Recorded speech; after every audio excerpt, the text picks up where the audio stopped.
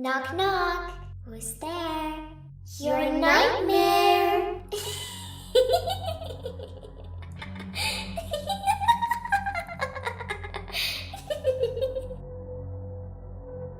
It was near Halloween time when my friends and I were telling ghost stories. My friend said she was going to tell a story about her parents' first date. She said she didn't like telling the story since it was actually true, but we prodded her on to cut to the chase.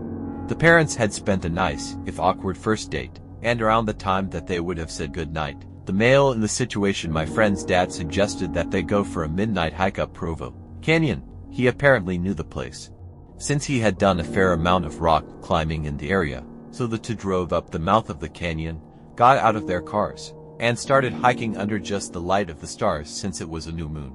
At some point, the male starts getting a bad feeling, since the pathway ahead, which would pass under some trees, would be dark, and because it was getting to be quite late, he ignores the feeling and presses on. In later rehearsing of the story, the female would say that she had felt the same feeling at what was probably the same time, though she didn't know the trail as he did. A minute later, the feeling came back to the male. He ignored it again and started walking a bit of the way into the trees when his foot hit something soft in the middle of the path, under the trees. It was too dark to see just what this soft thing was, and the feeling came back stronger than ever. Instead of finding out what his foot had bumped into, he and the female both agreed to hightail it out of there. Years later, after being married for some time, they were watching an interview with the serial killer, Ted Bundy. In response to a question asking him to describe the time that he felt the closest to being caught, he explained about the night that he lured a girl into Provo Canyon and had just killed her when he heard some people coming up the trail. He explained how he hid in the trees just in time, only to watch some guy walk right into the body, and for some reason, just turn around and walk away.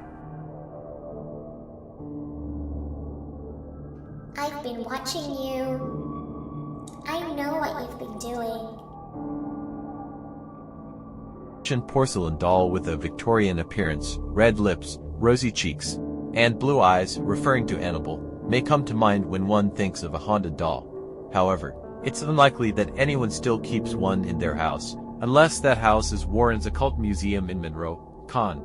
However, those dolls are not the only ones getting possessed. Disney's Frozen Elsa doll, given as a Christmas 2013 gift in the Houston region, made headlines when it appeared to start acting paranormal. For 2 years, the doll was working as it was technically supposed to, reciting phrases from the movie and singing Let It Go when a button was pressed. In 2015, it started randomly alternating between English and Spanish languages. The woman who purchased the doll claimed that, even with its switch off, the doll would start speaking and singing randomly.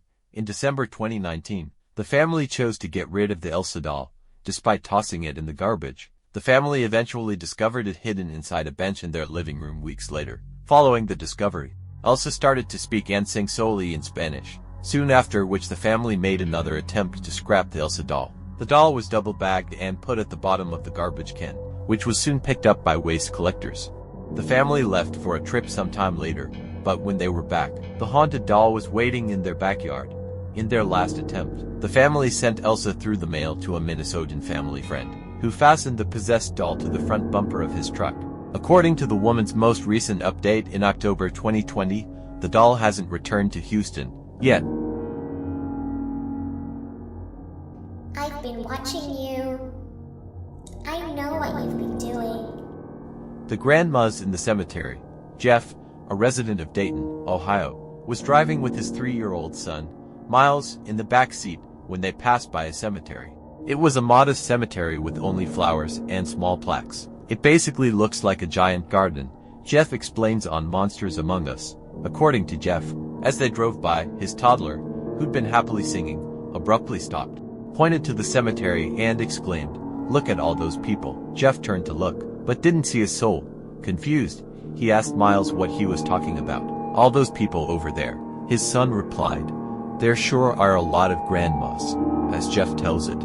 Chills ran down his spine as he asked his son what the people were doing. "They're all standing there, looking down at the grass," Miles said. Completely unsettled by the conversation, Jeff sped up and drove home.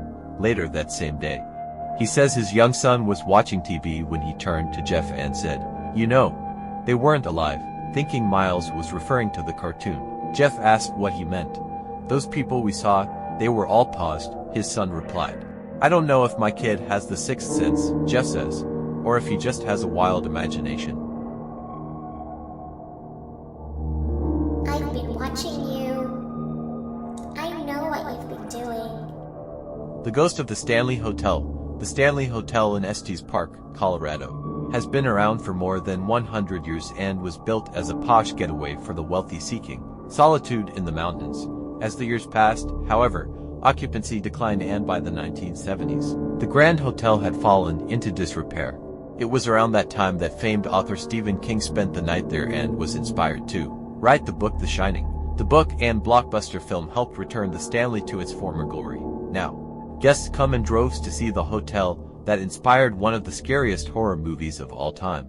Given its history, it should come as no surprise that many visitors report strange happenings. Aware of the ghostly rumors, Texas resident Henry Yu booked a last-minute getaway in April of 2016 to check it out. After arriving, Yo had dinner, then wandered around the Stanley to take photos. Stopping at the staircase, he waited for people to clear the area, then took a picture, thinking nothing of it. Later that night, however, Yo fell seriously ill. "I felt really sick. I had the shivers. I was like, something's really wrong," he tells Today.com. His companion suggested he go to the emergency room, but Yo refused. On the trip home, Yo began swiping through the photos he'd taken when he discovered what he said was a really strange image of someone standing on the stairs, except no one had been there. The next day, he posted the photo on Instagram, half joking that he'd captured a ghost, and the world took notice. Almost overnight, Yo found himself in the limelight with his ghost picture warranting attention from global media outlets and paranormal experts who wanted to examine the photo. Some experts say that there's two ghosts, and other people said that the reason I got sick is because the ghost was trying to materialize, taking energy out of me, he said. "There's so many theories about this. And what does you think?" "I have no idea," he says with a laugh. I've been watching you. I know what you've been doing. Ghost Bro. My house was built in 1904. It is a single-family home, wood frame setting on a concrete block foundation. I have been living here for about 12 years. Of all the weird things that my siblings and me have seen or heard in this house, this one event is my favorite. This happened to my brother. About 10 years ago, my brother and his best friends had started a garage band playing mostly Spanish rock, alternative music but in Spanish. His friends could only get together on Sunday afternoons. They would practice into the early evening, and they would usually call it quits by 8 p.m. This was the time I usually showed up and went to bed. 'Cause I worked the graveyard shift, this happened in late fall, so the days were getting shorter. They had just finished a long session when the decision to head to someone else's house came about. My brother handed his car keys to his buddy so they could load up the equipment. Everyone had filed out of the basement. But the tricky part was that they needed to walk all the way to the back of the basement, up the back stairs, through the kitchen doorway, down the hall into the living room and out into the front porch. Everyone was outside sitting in my brother's truck waiting for him. My brother was walking up the back stairs when he remembered that he had left his pancakes in a to-go container sitting on a speaker in the basement. He made the decision to go back. Now the basement is not clean, with full sight lines. There had been partitions made, and the boiler and main heating unit are right smack in the middle. So after my brother walks back, he is about to retrieve his food container, when out of the corner of his eye he sees it. It is a shadowy figure, right at his peripheral vision. This feeling of dread and uneasiness washed over my brother. We had been taught that if you are in the presence of a spirit or ghost and you felt a bad vibe, to say quick prayer, or to cuss at it. My brother chose the latter. He basically just told it, "Hey, fuck you. I don't have time for this shit." My brother started to walk to the back of the basement and briskly up the stairs, closing doors and turning off lights as he was walking out. The last light switch is on the opposite side of the front door. Luckily the door was open and the light from the street lamp was flooding the living room with its amber light. My brother said he felt something at his back, but at no point did he turn around. As he flicked the last switch, the living room went dark, as did rest of the house. As he stepped out, he pulled on the door, closing it behind him. Still holding his food container in one hand, he jogged down the few porch steps. He walked towards the front gate. Our house resides far from the main street, essentially having a large front yard but no rear garage. As he closed the gap between himself and his friend-laden truck, he kind of smiled and thought things over in his head, mad at himself for spooking out when there was no reason. He climbed into the driver's side of the truck, putting on his seatbelt and getting ready to pull out of the parking spot directly in front of the house when one of his friends asked, "Hey, wait, what about your brother? Isn't he coming with us?" My brother answered, "What do you mean? He went to work early tonight. He is already gone. Do you see his car anywhere?" The next question they asked, "So then who was walking behind you when you were leaving the house?"